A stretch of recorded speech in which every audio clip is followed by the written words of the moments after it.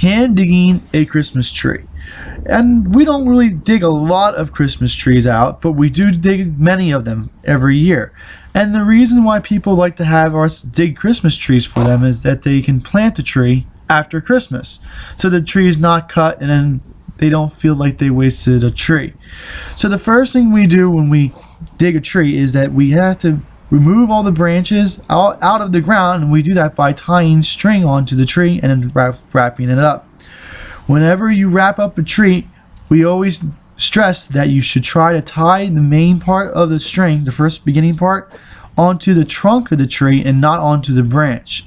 The reason you want to do it onto the trunk is that when you tie up the branches and then the string is tied to a branch, that branch will gain a memory of being twisted around the tree. So we tie it to the center of the tree to avoid making memories on branches. And you'll definitely notice that when you get back to your house, that if there's a memory on a branch, the branch just won't look right. After we tie it up, we grab a handy dandy shovel and we start removing the grass around the tree. There's two reasons to remove the grass. First one is that the top a little bit, there's not a lot of roots there, it's just extra dirt. So we just want to remove that so when we dig the tree out, there's a lot less weight. Secondly, we do that is that we remove a lot of, we put a little taper onto the tree. The soil is tapered away from the center of the tree. It'll aid us when we start digging or trenching out the second part of it. So we just go around removing the dirt. If we see any like little shrubs or any grass clumps, we usually get rid of that fairly well. After we remove the grass, we grab the king spade. This is the main digging shovel, and we start trenching around the tree.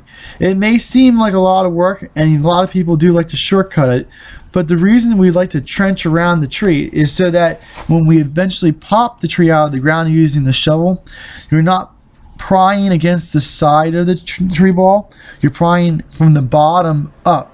And the reason that's important is that if you pry from the side, the soil tends to crumble and break.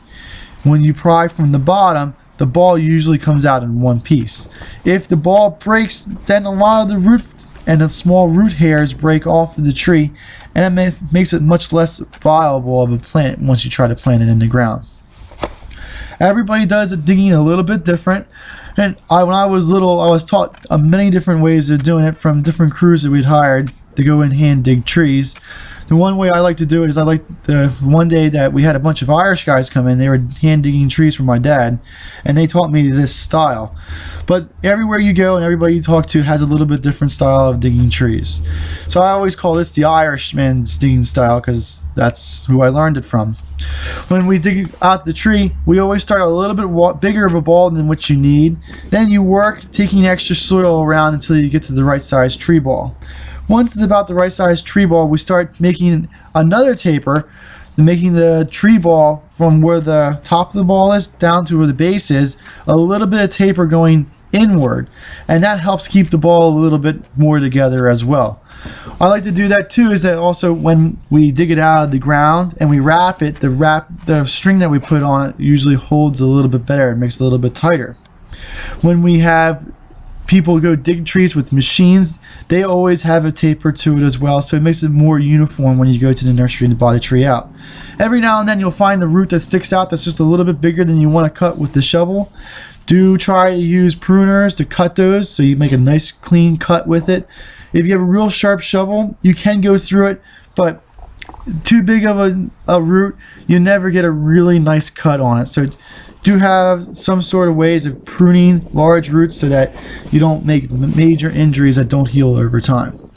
So as we get closer to getting the tree ball to the final form, we do a little bit of tiny little cuts downward, and we make a nice little groove down the base as deep as we're going to trench out. The reason for that is that we like to use the shovel to try to dig underneath the tree ball, and the better the angle you get on it and the more uniform the angle you get on it going around the tree, you get a nicer, rounder, better looking bottom, and that makes it easier for when you tie the string onto the tree. Now it was really cold out this day. I think it was like 20 degrees, and the shovel I had was sitting outside, so it was freezing, so my hands got a little bit cold, so I got to warm up my hands a little bit. After I warm up my hands, I start with the initial digging underneath the tree. And this is the only time where I like to really use my feet to push pressure down on it.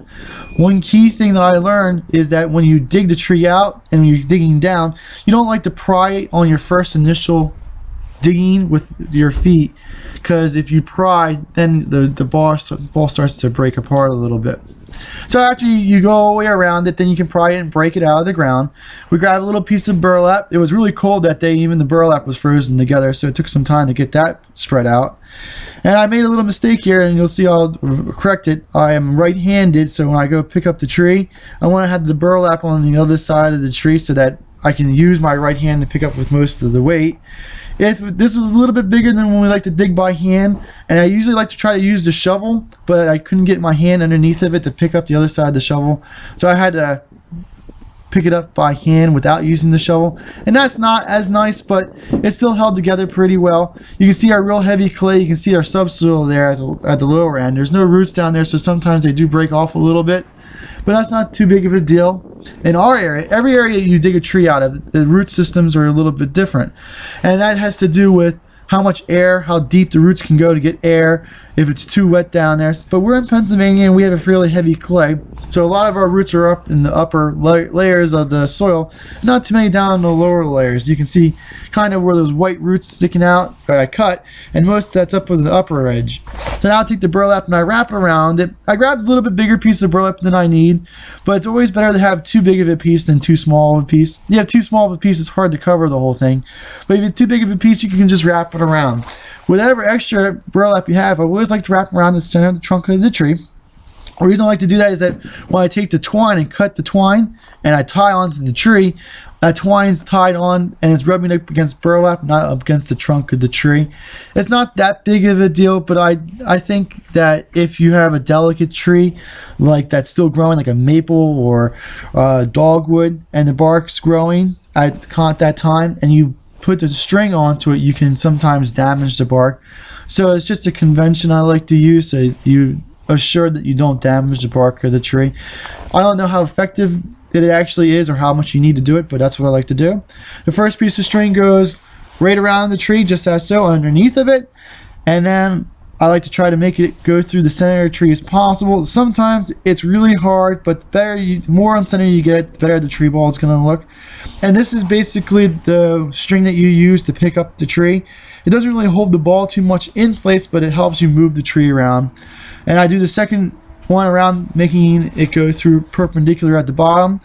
I loop the string through itself, and that holds the string in place so it doesn't move. After that, go back around up to the trunk of the tree, and then we just tie it off. You can see it at the base, it loops through, and that kind of anchors it. It doesn't really move after you do that simple little tie off on the bottom, and you just tie off on the top.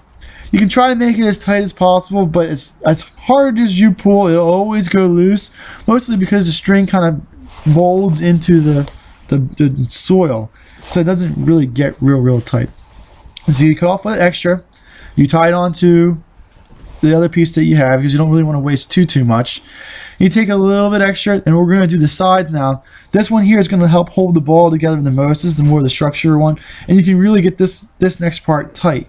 And what you do is you just pick some place on the side, and you tie it onto the side of the twine, where there's other twine that you put around to help hold it to pick up the tree with.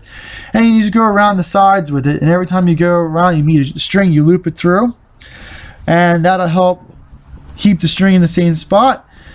And there's 4 pieces of string you have to tie onto, so there's actually 5 times you have to go around. And after you get all the way around, you pull as tight as you can, and really tighten it down. You tie off a simple little knot, you cut off the extra, and then you have yourself a tree. And that's basically the kind of tree that you'd like to see. Every place you go does it a little bit different, but that's how I do it. Thank you. This video is brought to you by Highland Hill Farm. We grow and sell screening and buffering trees for privacy and sound barriers.